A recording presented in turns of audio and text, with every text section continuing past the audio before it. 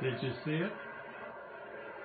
Let's run it back one more time. This is probably one of the best UFO videos you're ever going to see. This happened 7 years ago at the Orlando airport. I slowed down a little bit. Twice I slowed it down.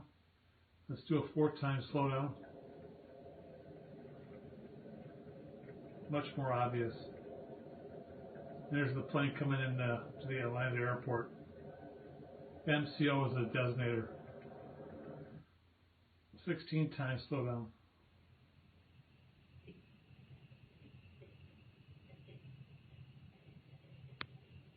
And you can really see it there.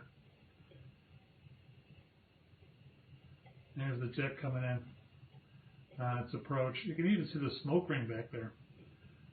This is not a fake video. What more do you want? Go ahead, leave your comments. Take care.